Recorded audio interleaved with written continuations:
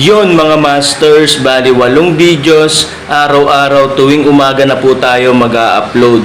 Maraming salamat sa mga solid kong masters dyan na patuloy pa rin na sumusuporta sa aking mga ina-upload na kwento o videos. At sa mga hindi nag-skip, maraming salamat po sa inyong lahat. At mag-iingat po kayo palagi and God bless. Magandang gabi mga masters, bali ngayon po ay 8 videos po ma-upload ko po sa aking YouTube channel. Tama nga mga masters, 8 videos nga po ma-upload ko. Yon, what's up mga masters? Nandito na naman tayo sa panibagong araw, panibagong kabanata na naman ang pagsasama-samahan natin ngayon guys.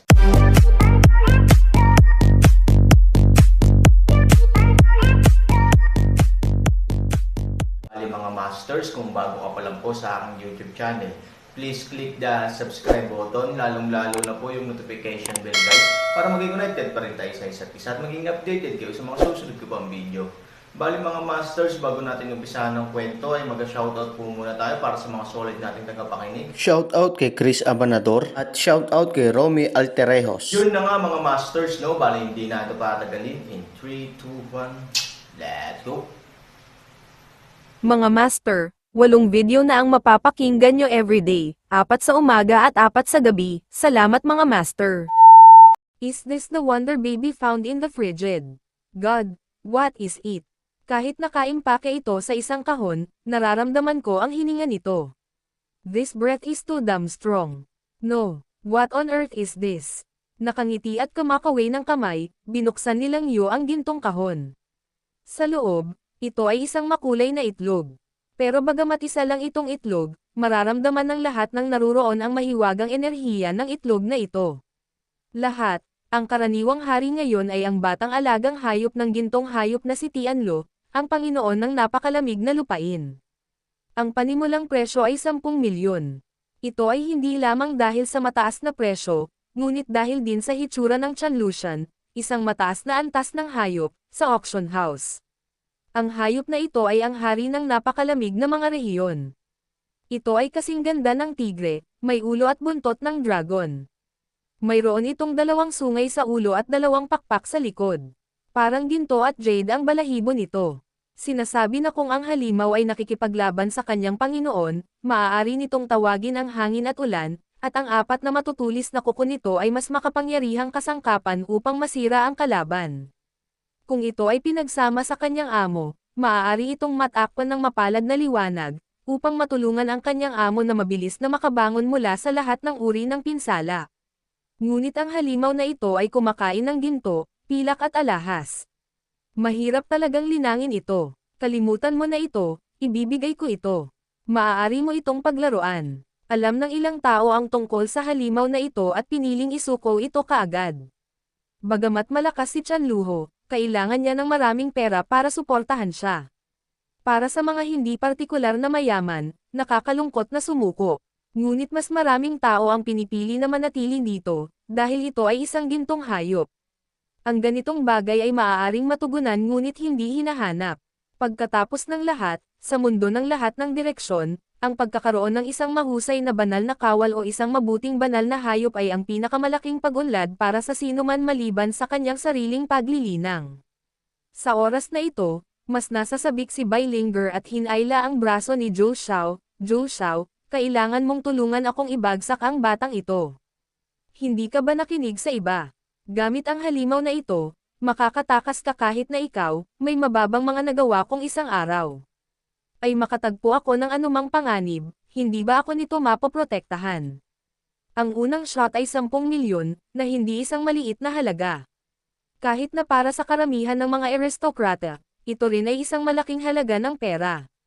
It's a big deal. I'll be yours. Will you marry me? Pagkarinig nito, agad na tinamaan ni Zhou Xiao ang dugo ng manok na parang, malaking kamay, 13 milyon. Well, 13 milyon. 14 na milyon, 15 milyon. Nagsimula muli ang isang bagong yugto ng pagtaas ng presyo. Pagkatapos ng ilang pag-ikot, tumaas ang presyo mula sa unang 10 milyon hanggang 25 milyon. Para sa karamihan ng mga tao, kahit na ang halaga ng pagpapalaki ng hayop na ito ay malaki, ang kita ay medyo sagana. Higit pa rito, ito ay isang gintong hayop sa huli.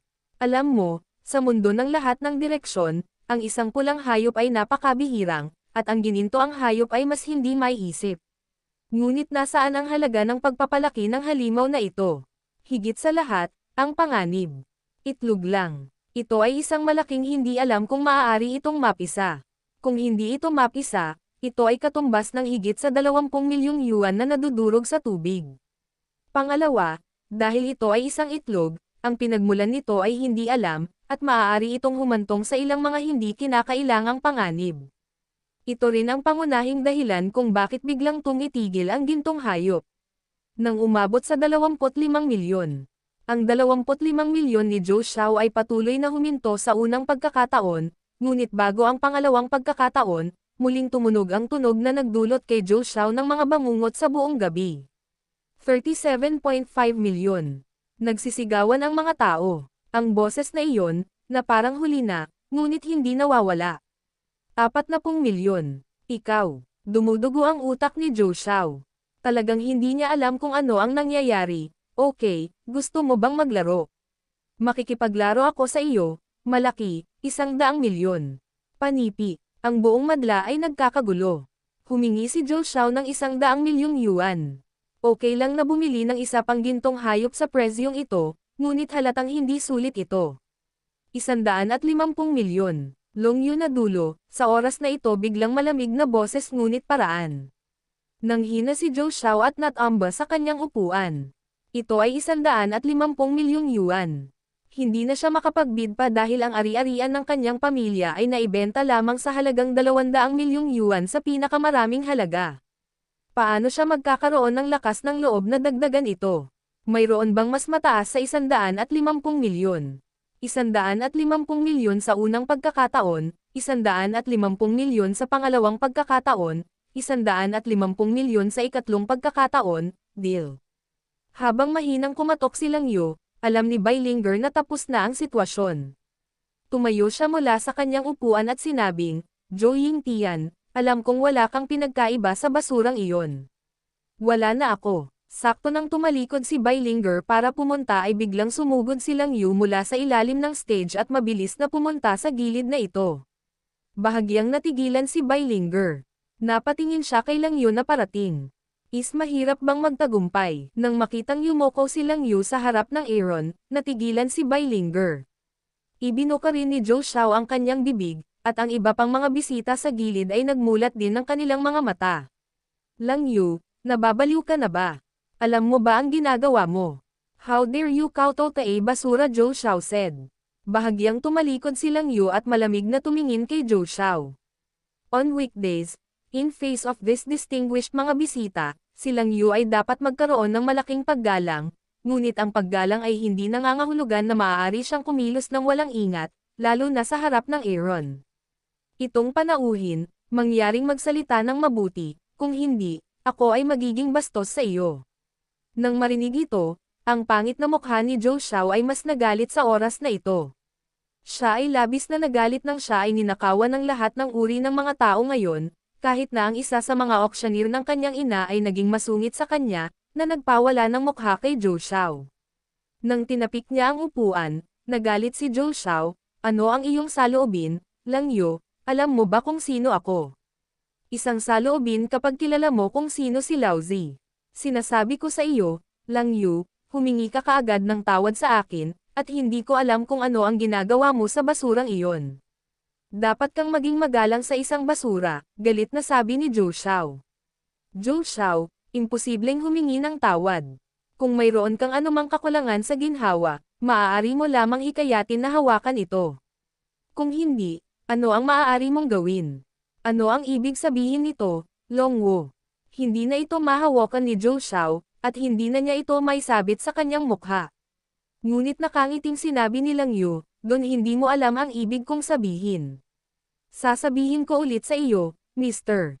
Zhou Xiao, bagamat ikaw ang VIP ng aming auction house at nirerespeto ka namin, basura ka lang sa harap ng ginoong ito. Kaya, mangyaring bigyang pansin ang iyong mga salita.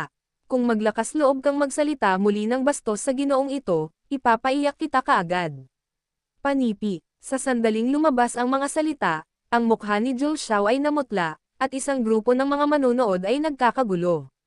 Ikaw ang aming VIP, ngunit sa harap ng ginoong ito, ikaw ay basura. Nagulat ito sa lahat, at lahat sila ay nakatuon, sa Aaron, na nakapikit, upang hulaan kung anong uri ng pagkakakilanlan ang hitsura ng binata na ito. Sa oras na ito, bahagyang iminulat ni Aaron ang kanyang mga mata, tumayo ng dahan-dahan, tumingin kay Lang Yu at sinabi, ano ang maaari kong gawin para sa iyo? Bahagyang sumandal si Lang Yu, pagkatapos ay kinuha ang isang itim na card mula sa kanyang mga braso at iniharap ito sa dalawang kamay, VIP, may utos ang may-ari na ibigay sa iyo ang itim na VIP card na ito. Libong kilay ng isang kulubot, bahagyang kinuha, ito ang ibig sabihin. Wala pang dibisyon ng VIP sa auction house. Hanggat papasok kami sa auction house na may admission tickets, lahat kami ay VIP. Gayunpaman, para sa ilang VIP na gumawa ng malaking kontribusyon sa aming auction house, mayroon kaming isang espesyal na black card. Ang card na ito, hindi lang tayo maaaring maging super VIP sa ating 72 branches sa lahat ng direksyon ng walang asset verification, VIP din ito ng 7 nauugnay na pamilya sa likod ng ating auction house. Nang marinig ito, nagulat ang lahat ng mga manunood at nagtinginan sa isa't isa na hindi makapaniwala. Matagal ko nang narinig na bagamat sinasabi ng auction house na hindi ito nag-uuri ng anumang VIP, ang layunin nito ay hindi hatiin ang mga customer sa ikatlong klase at ikasyam na klase, talagang mayroong isang uri ng nakatagong super VIP sa likod nito. Diyos ko, hindi ko ine-expect na makakakita ako ng isang bagay na napakatagal ng alamat ngayon, pero isang hamak na binata ang nagpakita sa akin. Damn, akala ko babasura siya ngayon, pero hindi ko inaasahan na isa lang pala siyang dragon na lumalangoy sa tubig, nakikipaglaro sa amin ng kumpol ng mga hipon at alimango. Totoo naman, no wonder maganda ang respeto ni Lang Yu sa lalaking ito. Kahit si Master Joe ay hindi man lang nagmumuka. Hindi pala sila ka-level natin. Matapos magulat ang isang grupo ng mga bisita, umiling sila at napabuntong hininga. Tumayo si Bailinger sa aisle. Pupunta na sana siya. Nang makita ang eksenang ito, ang buong tao ay natigilan. Ang kanyang kalooban ay hindi mailalarawan bilang pagkabigla. Naramdaman na lang niya na may kulog, na direktang bumagsak mula sa langit at tumama sa puso niya. Paano? Paano iyon? Bulong ni Bailinger. Sa kanyang mga mata, ang Aaron ay isang maliit na basura. Ni hindi niya kayang bumili ng mga gamit sa isang maliit na stall sa labas. Inihambing pa niya ang Aaron kay Joe Xiao sa kanyang puso. Siya ay natutuwa na siya ay nakahanap ng isang mayamang young master sa halip na ang basura na walang-wala. Para sa isang oras, siya ay puno ng tiwala sa sarili upang magdalamhati para sa isang babae na makakahanap ng Aaron bilang kanyang asawa sa hinaharap. Nagdalamhati siya kung gaano kalungkot ang natitirang bahagi ng kanyang buhay. Ngunit ngayon, ang balangkas ay biglang nabaligtad, na ginagawang hindi handa ang mga tao.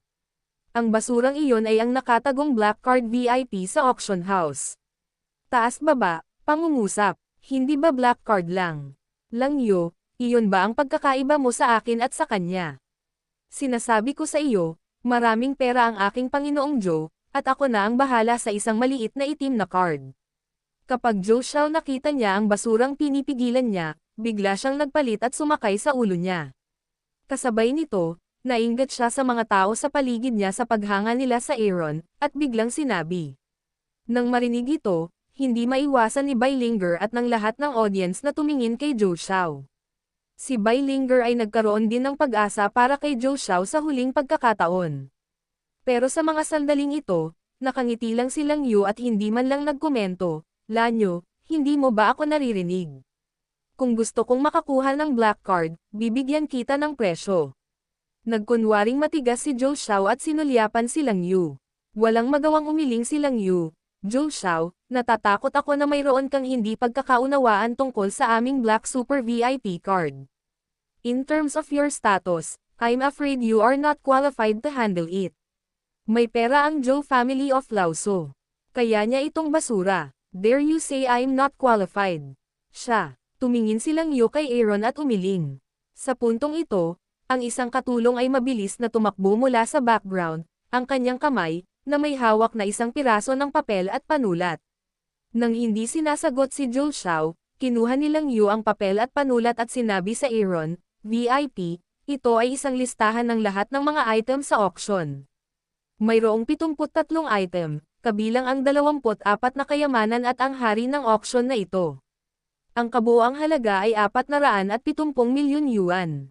Mangyaring tingnan kung walang problema, maaari kang pumirma sa mga item na ito ng auction. Nang marinig ito, nagulat ang lahat ng mga manonood, at ang kanilang mga bibig ay sapat na lapad upang magkasya ang laki ng isang itlog. Yun na nga mga masters, no? Bali panibagong kabanata na naman yung natapos natin ngayong gabi. Muli, maraming salamat po